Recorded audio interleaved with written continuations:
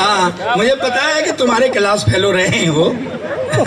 अच्छी बात है। दरअसल मैंने भी नहीं देखे इतने खूबसूरत डीसी, में झूठ नहीं कह रहा हूँ। इनको देख करके यही नहीं पता चल रहा है कि इनकी बारात गई होगी कि आई होगी।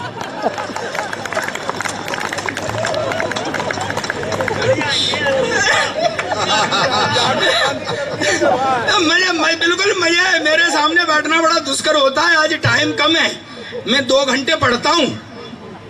आज टाइम कम है इसलिए 1 घंटे 55 मिनट पढ़ूंगा। क्योंकि टाइम कम है। निकल जाओ, तुम तो ऐसे जा रहे जैसे जन्माष्टमी बारात के लिए जा रहे हो। मनमोहन तक तो खाली पड़ेगा, टाइम कम। क्या चाल है? अरे तो मनमोहन अपना टाइम पूरा कर गया, मेरा थोड़ी कर गया है। खाम कहाँ की बातें कर रहे हैं यार। बीच में देख, बीच में मत बोल पे बार बार। बीच वाले की हालत बहुत खराब होती है। मैं सही कह रहा हूँ। मैं ट्रेन से आ रहा था तो 2 आदमियों में झगड़ा हो गया। एक ने कहा ऐसा मुक्का मारूंगा तेरे 32 दांत निकाल लूंगा। दूसरा बोला मैं ऐसा मारूंगा 64 निकाल लूंगा। तो एक ऐसा बैठा था तीसरा, वो बोला यार दांत 32 होते हैं, तू 64 निकाल कहाँ से लेगा। उसने कहा मुझे पता थी कि तू बीच में बोलेगा, मैंने तेरे भी गिन लिए हैं। बीच में मत बोल, मस्ती की बात होने दे। डीसी साहब बैठे हुए हैं, मंत्री जी बैठे हुए हैं, बार बार कह रहे हैं मंत्री जी बैठे हुए हैं बार बार। अब यहाँ पे कोई उल्टी सीधी बात निकल जाए और इसमें रिकॉर्ड हो जाए तो मंत्री जी की जान से तो आफत लग जाएगी कि नहीं लग जाएगी? अरे है क्या है? मध्य प्रदेश में देखा आपने, वो बाबूलाल गौड़ ने बेचारे ने जरा सा ही ऐसे किया था।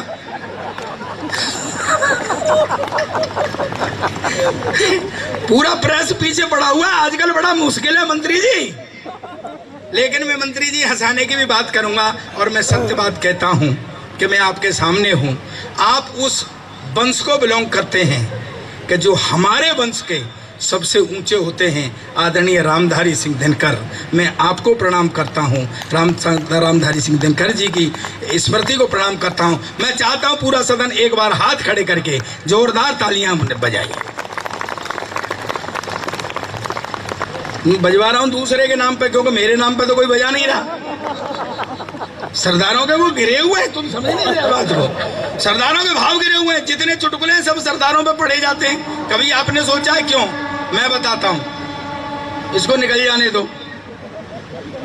नहीं, सरदारों का मुकद्दर खराब है भैया, कोई न कोई बाधा आ ही जाती है।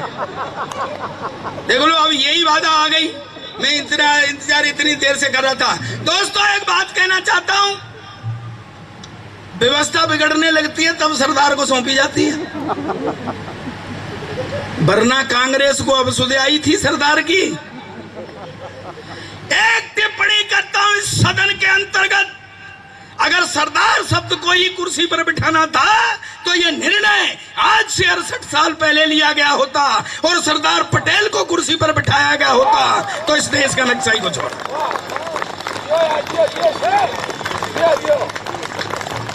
मनीष कहाँ जा रहे हो?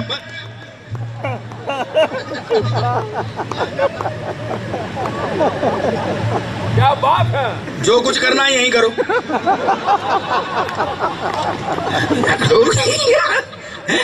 बड़ी मुश्किल से तो मेरा नंबर आया है और तुम उठ करके चल। मुझे पता है मनीष अग्रवाल इस देश की सबसे सियाणी कौम है अग्रवाल। क्या बात है? सही। मैं सही कह रहा हूँ सर। कोई खून नहीं, कोई खराबा नहीं, कोई लड़ाई नहीं, कोई झगड़ा नहीं, जीत अपनी। मैं उदाहरण से बताता हूँ। हमारे यहाँ की कौम है सर, ये गांव गांव पहलवानी होती है। एक गांव में पहलवान आ गया, बोलो कोई कुश्ती लड़ो। गांव में पहलवान नहीं। लोगों ने कहा गांव की नाक कट गई, तो बोले चलो अग्रवाल साहब के पास। चले गए, अग्रवाल साहब बैठे हुए। बोले जी नाक कट गई गांव की। कैसे? कि गांव में पहलवान आ गया है और पहलवान कोई है नहीं गांव में। अग्रवाल साहब बोले नाक तो नहीं कटेगी। बोले क्यों? कुश्ती में लड़ूंगा।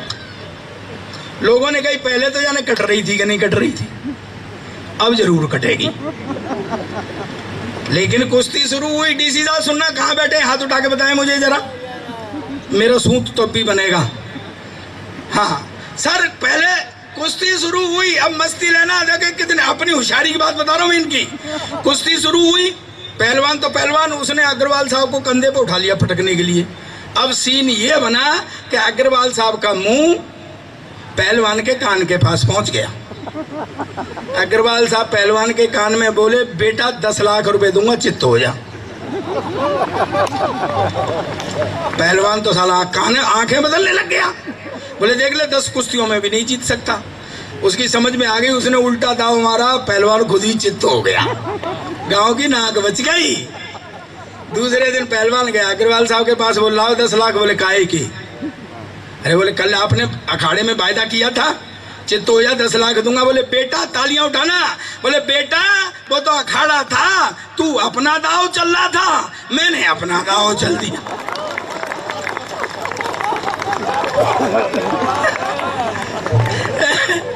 भैया दाव से तो बचना ही पड़ेगा ना।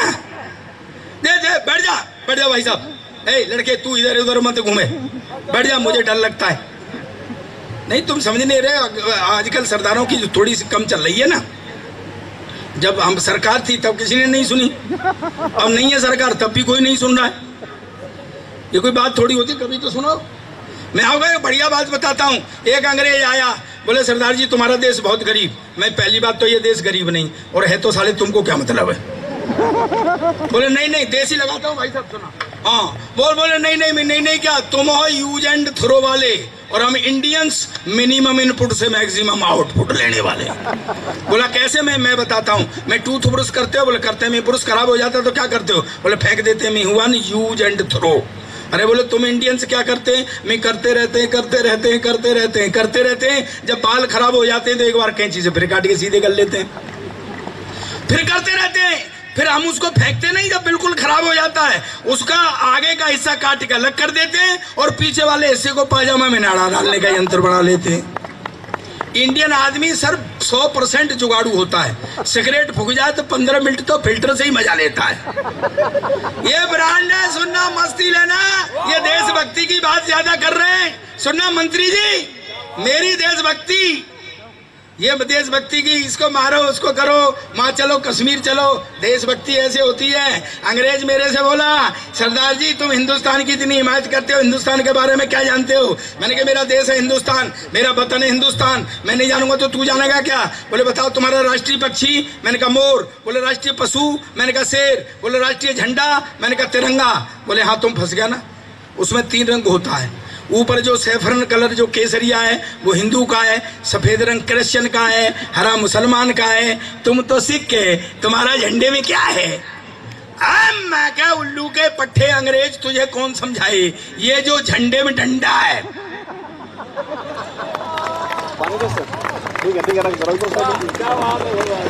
ये साले तेरे बाप का है क्या?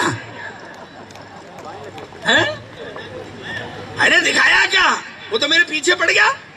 दरअसल क्या अंग्रेजों ने हमारे यहाँ राज किया है, वो अभी भी हमको भोला भाला हिंदुस्तानी समझते। वो ये नहीं समझते कि अब हम उनके बाप हो गए। वो मुझे नीचा दिखाना चाहता था सर। तो एक फल वाला खड़ा हुआ था, उससे बोला व्हाट इज दिस, ये क्या है? उसने कहा सर ये बनाना है, बनाना केला। बोले व्हाट, तुम्हारे देश में इतना बड़ा केला? हमारे देश में इतना बड़ा केला। फल वाले ने मेरी तरफ देखा, मैंने कहा भाई विज्ञान का जमाना, हो सकता है कोई वैरायटी आ गई हो। उसने फिर इशारा किया व्हाट इज दिस, ये क्या है? बोले सर ये एप्पल है, एप्पल सेब। बोले व्हाट, तुम्हारे देश में इतना बड़ा सेब? हमारे देश में इतना बड़ा। मेरी भी देशभक्ति जागी। मैंने उठा के तरबूज कंधे पे, बोला ये क्या है? मैंने कहा हमारे यहाँ का अंगूर है। अब बता साले तेरे यहाँ कितना बड़ा अंगूर होता।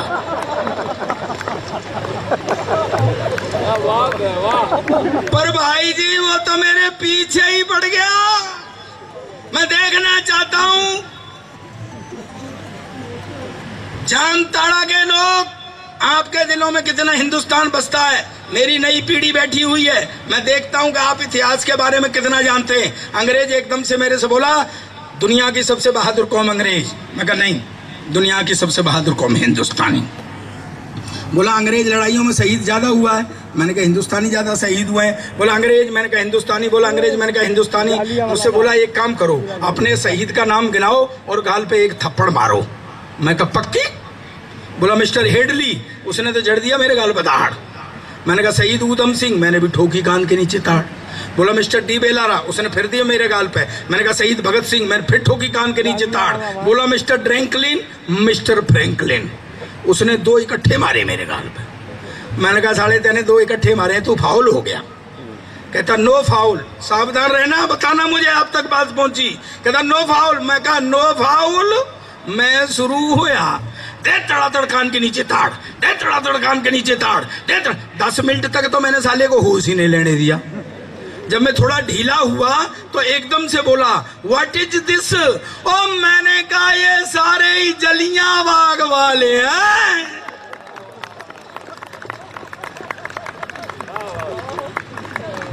दोस्तों बैठे रहो चुपचाप, मैंने किसी को टोका नहीं था, मैं बहुत बुरा आदमी हूं।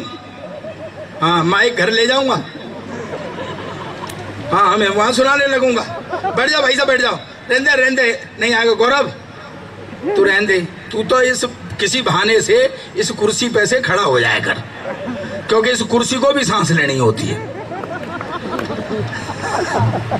ये बड़ा विचित्र प्राणी है, इसे मुझे लेने के लिए भेज दिया पट्टे को। और भाई साहब मैं कैप लगाए हुए था, मैं कैप लगाए हुए था, पता है मनीष, मैं कैप लगाए हुआ था। इसने एक सरदार को पकड़ लिया और जबरदस्ती बिठा लिया उसको, वो छूट छूट के भागे। सच कह रहा हूं। तो मैंने इसे कहा, मैंने कि भैया तू जिसे लेने आया वो मैं हूं। इसने मेरी तरफ देखा, बोले नहीं नहीं चलो हटो। तो बाद में मैंने बताई, तब ये मुझे लेकर के आया।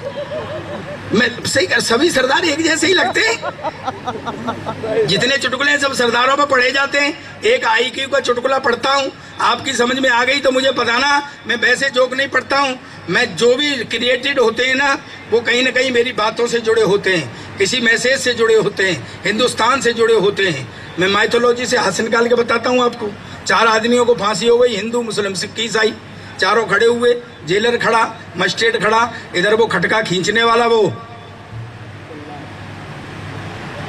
कौन मुझे पता थी इधर ही है।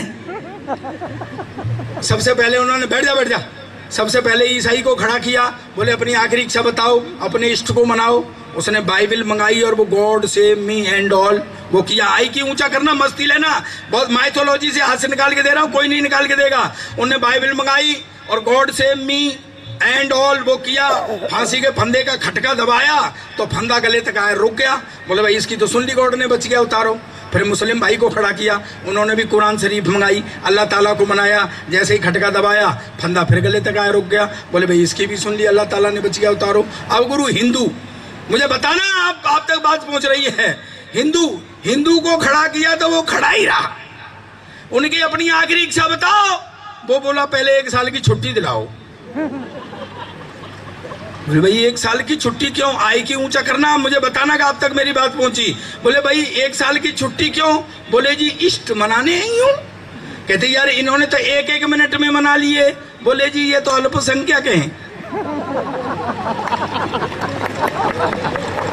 भाई उनका एक गॉड, उनका एक खुदा, मेरे तो पूरे 33 करोड़। 1 मिनट में किस किस को मनाऊं, और जिसको नहीं मनाऊं वो ही मरवा दे।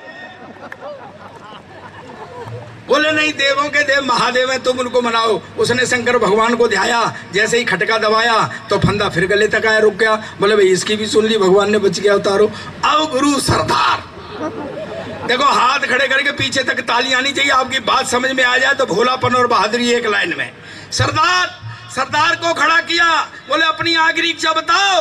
सरदार बोला बेवकूफ मत बनाओ साले, पहले इस खटके को ठीक कराओ।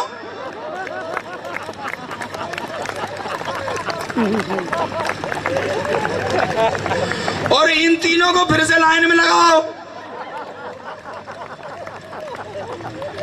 भाई एक बार पूरा सदन हाथ खड़े करके जोरदार तालियां बजाओ।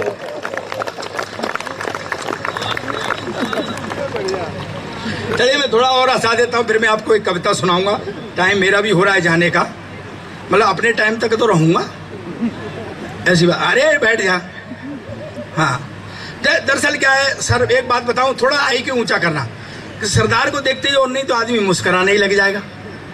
मैंने एक फल वाले से पूछा मैं केले कैसे दिए, बोले 40 रुपए दर्जन, मैं कुछ कम कर ले, उसने 2 केले ही कम कर दिए। सरदार क्या करे, बोले कब, मैंने कहा सेब कैसे दिए, बोले 5 रुपए का एक, मैं चल 10 के 2 दे दे, उसने मेरी तरफ देखा, बोले नहीं 5 रुपए का एक। मैं कहा यार एक बात बता, 5 रुपए का एक तो 10 के 2 हुए कि नहीं हुए, कुछ अकल से काम ले, चल 10 के 2 दे दे। वो बोला तू ज्यादा अकलमंद है तो 5-5 के 2 बार में ले ले। इसके बाद जाइएगा, सरदार क्या करे इसमें? एक बहुत बढ़िया बात बता रहा हूँ, समझ में आ जाए तो तालियां लेना और मस्ती लेना, ठाके लेना। वो सेब लेकर के मैं खाने लगा तो उसमें कीड़ा निकले आया। उसने कहा देखना भाई साहब सेब में कीड़ा निकला है। वो बोला जी अपने अपने मुकद्दर की बात है, कल तो एक की हीरो होंडा निकली थी। पर दोस्तों एक बार तालियां इस बात पर उठाओ, दुनिया की सबसे बहादुर कौम है सरदार और दुनिया की सबसे मेहनती कौम है सरदार।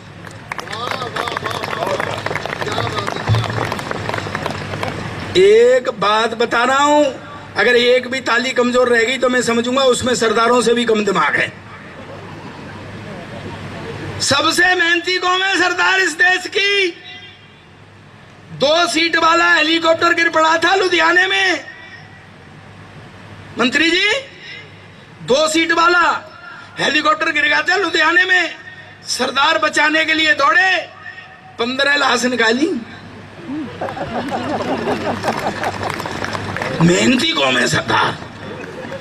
दरअसल क्या आएगा, वो हेलीकॉप्टर कब्रिस्तान में गिर गया था।